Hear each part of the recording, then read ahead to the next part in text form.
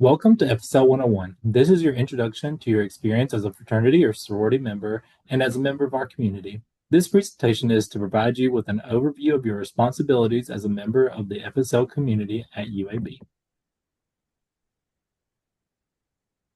Here are our FSL advisors. We are here to assist you with all things related to FSL and your governing council. My name is Stacy Rowan and I serve as your assistant director. My name is Jacob Heath and I am the coordinator. And not with us today is Sarah Quattlebaum, the graduate assistant for fraternity and sorority life.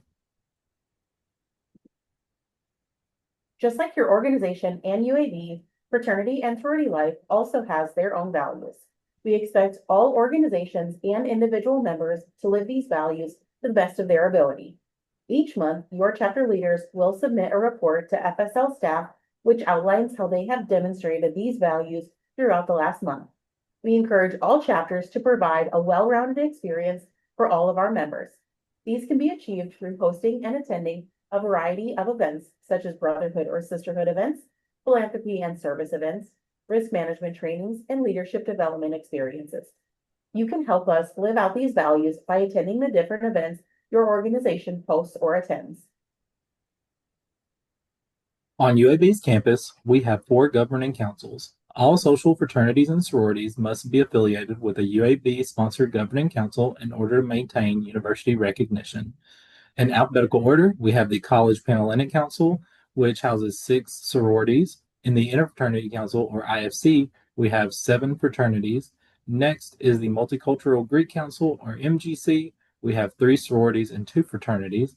Finally, the National Panhellenic Council, or NPHC, houses 3 sororities and 4 fraternities. We'll discuss the organizations within these councils in the next slides. The first council we'll discuss is the College Panhellenic Council, or Panhellenic. There are 6 sororities in this council. They are Alpha Gamma Delta, or Alpha Gam, Alpha Omicron Pi, or AO Pi, Alpha Z Delta, Alpha Z, or AZD, Delta Gamma, or DG, Kappa Delta, or KD, and Sigma Kappa, or SK. Next up, we have IFC. In this council, we have 7 fraternities. There are Alpha Sigma Phi, or Alpha Sig, Alpha Tau Omega, or ATO, Delta Sigma Phi, or Delta Sig, Phi Gamma Delta, or Fiji, or Phi Gam, Pi Kappa Phi, or Pi Cap, Sigma Chi, and Theta Chi. Our next council is MGC. This is our first council with mixed fraternities and sororities. There are currently 2 sororities and 2 fraternities officially.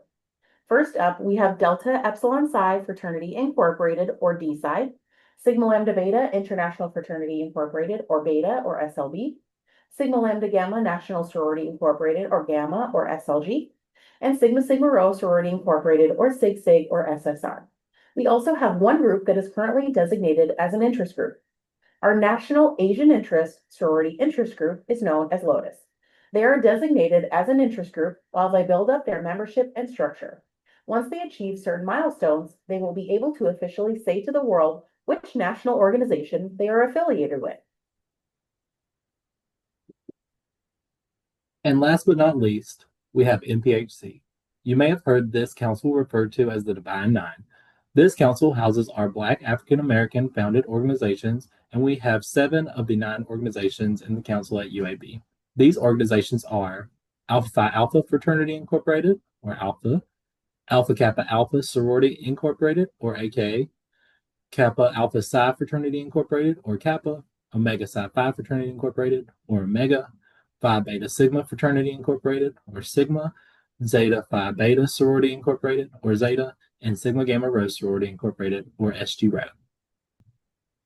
One of your first responsibilities as a new member is to recognize hazing actions. Hazing happens in many forms, and they are not actions we condone within the FSL community here at UAB. What activities do you believe or know to be hazing? Pause for a minute to think about what you believe the answer to this is.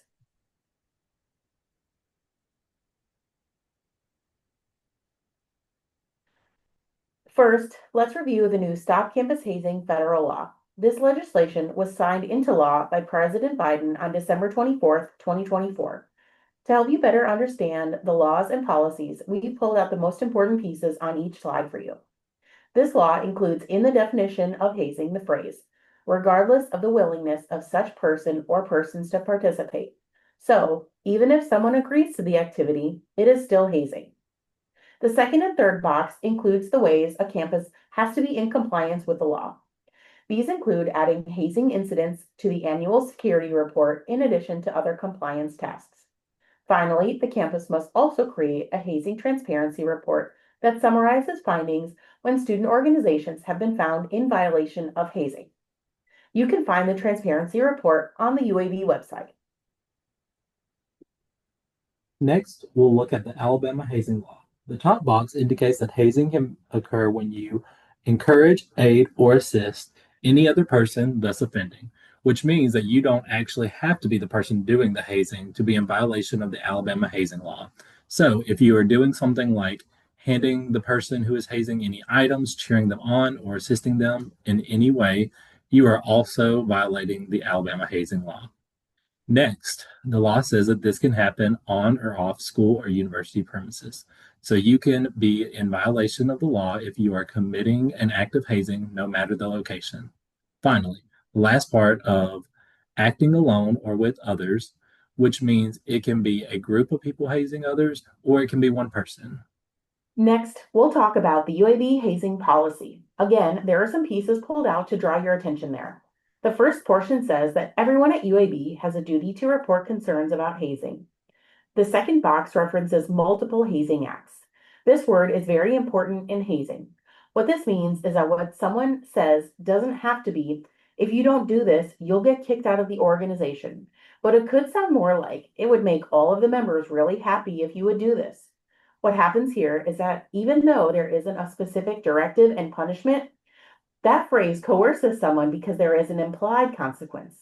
Because of the power dynamics that exist in fraternities and sororities between active members and new members or interests, the new members or interests will feel coerced or compelled to complete whatever task is asked of them. Next, being a silent participant or knowing about hazing and not reporting is also a violation of the hazing policy.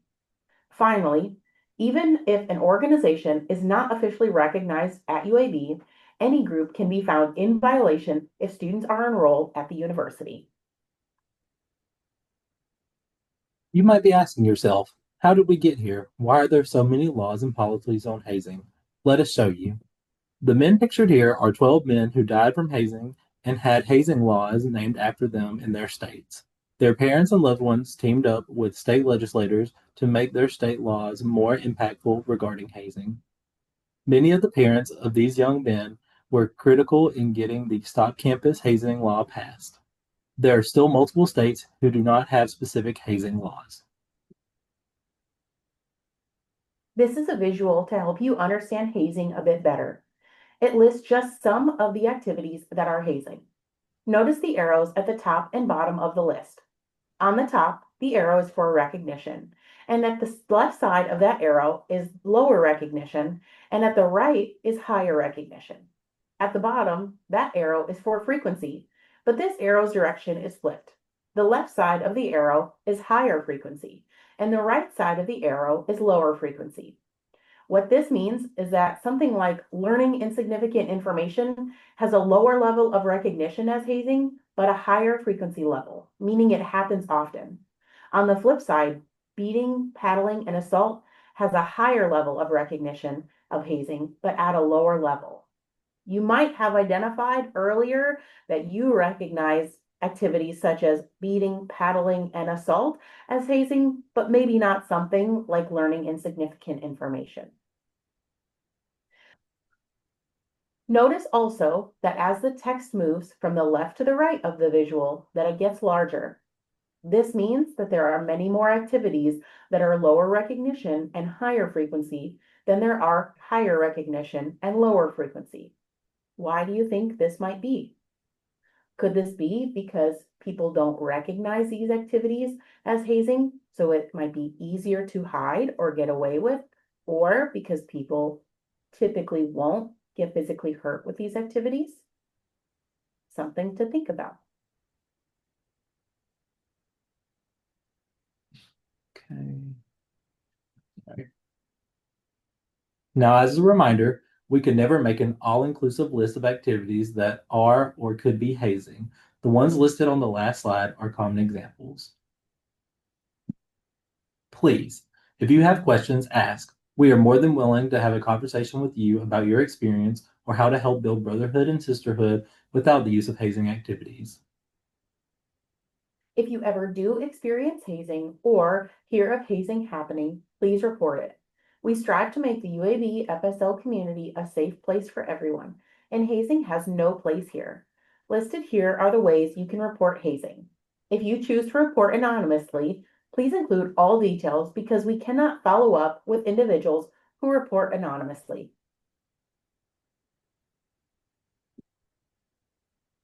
Let's now talk about who is required to report hazing. You may think that only the person who experienced hazing is required to report. There are many more people involved that have a duty to report hazing, in addition to the person who experienced it. The person who committed the hazing, the person who knew about it beforehand but didn't stop it, the person who heard about it after the fact, the person who observed the hazing, regardless of whether or not they participated.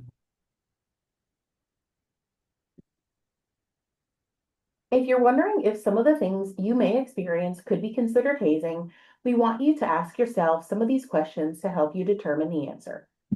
Am I doing anything illegal? Am I being asked to keep these activities a secret? Would we get in trouble if a UAB administrator walked past and saw us? Does my participation in this activity violate my values or those of this organization? Would I feel comfortable participating in this activity if my parents were watching? Are we humiliating anyone with this activity? Is this causing emotional or physical distress to myself or others? If a video of this activity were shared on social media or the news, would we get in trouble or feel terrible about it? If the answer to any of these questions is yes, please rethink the activity you are doing or your participation in the activity. Finally, we also want to make you aware of the consequences of false reporting. On this slide are both the UAB Student Code of Conduct Policy and the Alabama State Law. As you see in the pulled out sections, if your intent is to deceive or mislead, or you knowingly make a false report, that you can be found in violation of UAB's policies and Alabama law. Making a false report is not funny, and reports should be only made with factual information. You might be wondering, why are they talking about hazing so much? I've been promised it won't happen to me. Or, even if it does happen, I'm strong enough to get through it. Here is the long list of people who have died directly or indirectly from hazing situations in the last 25 years. There are 111 names on this list. The key at the bottom tells you how they were associated with the hazing activity. What do you notice about this list?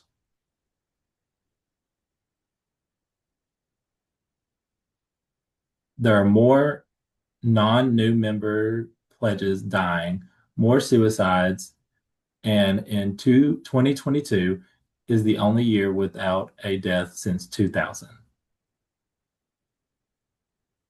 How did these observations make you feel?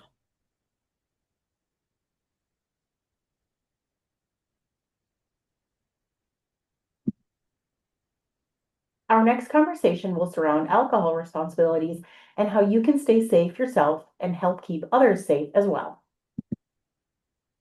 This first slide is information about the UAB medical amnesty policy. Again, we've taken out some of the most important pieces of the policy for you. On the left, it says that students are encouraged to seek medical help in serious or life-threatening situations that result from alcohol or drugs. In the middle, it states that letting someone sleep it off is not a safe alternative. Finally, a student who wishes to benefit from medical amnesty must complete an educational action plan. Failing to do this may result in conduct action for the original violation that you would not have received from following through with the expectation of the medical amnesty policy. The purpose of this policy is to get people help when they are in need. Too many times we have seen young people and many fraternity and sorority members be left to sleep off the alcohol they have consumed. And too often, those people have gone to sleep and never woken up. No one at UAB wants that to happen to anyone. So this policy is encouraging you to help people who need help from alcohol intoxication or drug use. This graphic here shows all of the states in the U.S. that have enacted statewide medical amnesty laws, often called the 911 Lifeline Law. As you can see, Alabama does have a medical amnesty law. The next two slides have information regarding Alabama's 911 Lifeline Law. It's very similar to UAB's, but again, we've pulled out the most important parts. At the top, it says that if the individual calls for help, even if they were consuming alcohol underage, they will not be prosecuted for possession or underage drinking. At the bottom, it indicates that this also applies to controlled substances. So, if you are also under the influence or in possession of a controlled substance, this law is in place to encourage you to seek help for yourself or others. The second part of this law is all important for you to understand. In order to receive amnesty from the law, you must do all of these things. Act in good faith that you are the first person to call for help. What this means is that you truly believe you are the first person to call 911. You can't remember to call 911 to take advantage of the law if you already know someone else called 911. You use your own name when contacting authorities. If you are asked to identify yourself, you must do so truthfully. You must also remain with the individual needing medical assistance until help arrives. Make sure to stay with the person in case other needs or issues arise. Remember, you must do all of these things in order to take advantage of the amnesty law in Alabama. If you call for help and do not do all of these, you could be prosecuted as well. These laws and policies are intended to encourage people to get help for others when they need it. Some of our organizations also have medical amnesty policies at the national level as well. The next few slides are the ones we were able to find, but may not include organizations whose policies are not published online. The first two we have are Delta Sigma Phi and Alpha Sigma Phi. Next, we have Kappa Delta, Phi Gamma Delta, and Sigma Chi. You'll see that Sigma Chi calls theirs a Good Samaritan policy. They all encourage the same behavior, call for help. If you are a member of these organizations, read through your policy to familiarize yourself with it. Finally, the North American Interfraternity Conference, or NIC, which is an umbrella organization for over 50 fraternities, expects all of their member organizations to adopt a medical Good Samaritan policy, which was projected to be implemented by September 1st, 2018. If your organization's name is on the right side of the screen, it means that your organization is a member of the NIC, and your organization should, in theory, have a medical Good Samaritan, medical amnesty, or 911 lifeline policy. If it hasn't been mentioned here, please check with your advisors and regional or national representatives. Finally, let's talk about what could be considered an organization event. This is helpful for you to know because you can help lead your chapter to being part of a safe community. These next examples will give you an idea of what might be considered a chapter event, which will be useful for you and your chapter in planning different types of events. If an event is considered risky or a potential violation of policies, these examples are what the university and your headquarters will use to determine if what occurred was a chapter event.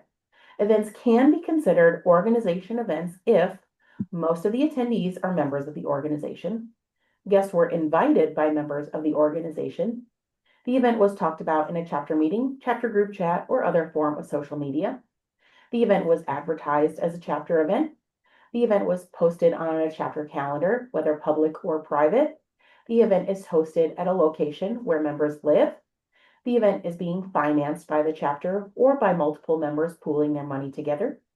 Officers have prior knowledge of the event, and guests are under the impression that it is associated with the chapter. They believe, I'm going to the X fraternity party. If you or your chapter ever has any questions about putting on an event and wanting to do so safely and within the guidelines of UAB and your organization's policies, don't hesitate to reach out. We're happy to walk you through planning a safe event for everyone. One final slide on organization events. If you're ever confused if something may be considered an organization event, just remember this one saying: if it looks like a duck and quacks like a duck, it's a duck. What this means is, if most attendees are members of the organization and all the cars outside belong to members of the organization, and guests think they're going to an event hosted by the organization, it's an organization event.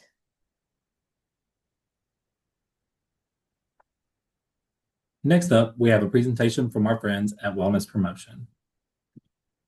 The FSL team wants to thank you for participating and helping us to make the UAB FSL community both fun and safe. Here's our contact information if you need to reach out to us. Thanks, and let us welcome our guests from Wellness Promotion.